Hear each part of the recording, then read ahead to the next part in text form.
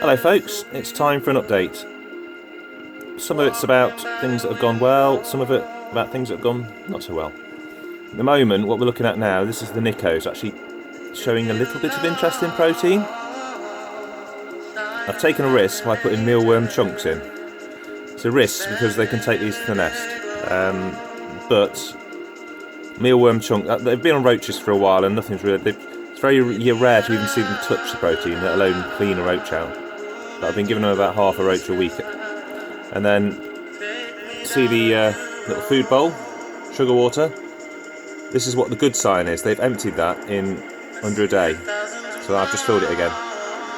And I've been putting the odd drop down on the floor like that, and they've been disappearing.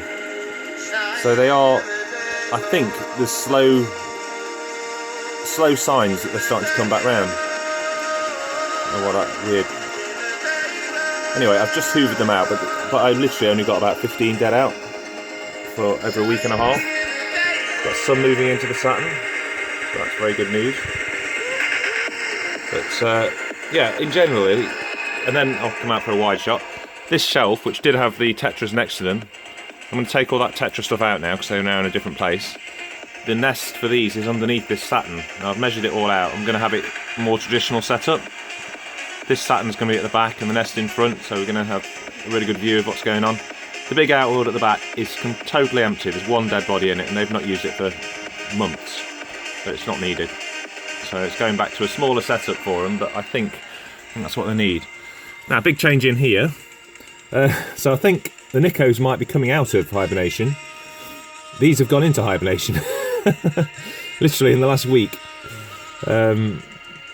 There's a few hanging around there, so I'll change the nest around, and they have actually been moving in. Stupidly, I've hydrated it again yesterday, so you can't see in, but most of them have moved into this big nest now. And well, you can see a bit of action there, but they've got brood and everything, but it's the food response. So that's nearly empty now in there. There's still a bit of brood going on in there. That's too grainy, isn't it? There's still a bit of brood and still some workers and everything in there, but generally speaking, I think these are hibernating. I had to empty that sugar container and fill it up again. Sorry, I'm zoomed in, I can't zoom out again. Yeah, so I've had to manually empty it, which was unheard of up until about a week ago, and refill it, wash it out and refill it, because they're just not taking it all. So I'm taking a risk with these as well. Might be blurry. Putting in chunks of mealworm, because they weren't really touching the roaches anymore. And it's a risk, because they will take chunks of mealworm into the nest. But luckily with these, they hardly leave anything, they chunk it all out. Okay, so going to the tetras now. This is not looking so brilliant at the moment. There's still quite a lot in there. That's not particularly the issue. The issue is, look at the amount of dead bodies. So it's not on nico levels, well, it might be. But we seem to be having a big tetra die-off. Some of them moved into that Saturn down there, so that's good. But we seem to be having quite a big tetra die-off, and they're not that interested in anything. They do take the sugar eventually. I only put it in that little section there, and I've given them mealworm sections as well, because that's one of their favourites. But yeah, I don't know what's going on with them. The heat is up for them now, but they're in a place where they can get away from heat if they want to. This is showing 33 on that sensor the other day. I think that sensor's wildly wrong, but that's showing me the mat temperature. There we go, no, 35, look at that. If that was 35, then I'd have fried ants. But that's actually underneath the mat, which is underneath that. And the probe for the actual thermostat is in here in the outward, where it always has been, and it's on 26.8 at the moment. That's fine for them. Now you might have noticed that everything looks a bit empty in here now. This was my maculatus. She's not dead, but I tried Ryan's method of what I was going to, burying the tube and putting new tubes in, like seeing if I get her to move. And I put in new tubes, trying to get her to move, and she just wouldn't.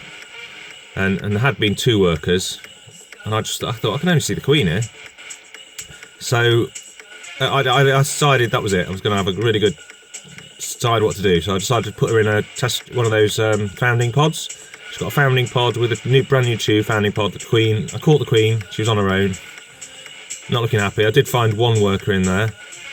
But I mean, it came with 10 workers and I couldn't find any bodies to start with. Eventually, after a bit of hunting around, I did find some bodies. But the one worker that was left had like kind of abandoned the queen, you know, wasn't interested in her. I put her in the tube with her, it's still alive. And they've gone into the garage, basically, on their own heat mat, their own thermostat, with a probe attached. And it's all just a question of, let's see what happens with them. Now this is looking exciting. Look at this. So I hydrated these last night. I basically squirted water across the top. You can't see it now. Put new water in there. And I mean, one of the reasons I'm making this video is a minute ago I had 4 winged elates or queens out here. I'm not getting a good picture, are we? I'm going to be able to see. There's just so much water everywhere. So they think it's like the rainy season or something. Well, these queens came out. I had 4 walking around all at once. I'm not going to see any now, are we? So they're so massive. I mean, well, they're queen size, aren't they? I don't know what they are. I don't know if they're queens or male elates. I don't know what a male elate. I should look closer, shouldn't I? I don't know. Maybe they're the same size in these, or maybe the males are smaller. But they're huge. Seeing 4 queens walking around, it's just crazy. I did try and take a photo, but as you can see, it's not so great. So yeah, the messes are looking very happy. They had 1.5 roaches a week and a half ago. It's unusual for them. This pile of rubbish is looking a bit manky. Is that a queen there? What's that? It's on the large side. There's one. Yeah, but it seems like when you moisten them with this colony, it brings out all the big girls. Don't know what they come out for. Well, maybe it's the same. Maybe they think it's rained. So yeah, it's a bit of a mixed bag today. We've got maculatus, which I'm not that hopeful for. I've just decided they're going in a totally different place in my garage incubator. Their own setup, purpose-built, and then leave them alone as much as possible. I give the queen some sugar, and I'm just going to leave them alone now. And hopefully in the dark, no vibrations. A couple of months in there, maybe, just maybe. Tetras, I've got no idea what's going on. I just can't get them out of that tube. So, but maybe they're in hibernation mode anyway. Certainly in die-off mode. So I can see myself ending up having to smash that thing in the end to get them out. Obviously, it's not being hydrated now. Leave those to dry out. If they want hydration, they've got to come and get into the sun. So hopefully, given time, they will, but I just don't like those bamboos. This is sort of, well, going into diapause at this time is a bit weird for these, but I don't know when that would be in sort of Africa or wherever they've come from. So maybe this is the right time for them. I didn't think they were ever going to hibernate, and then all of a sudden they are.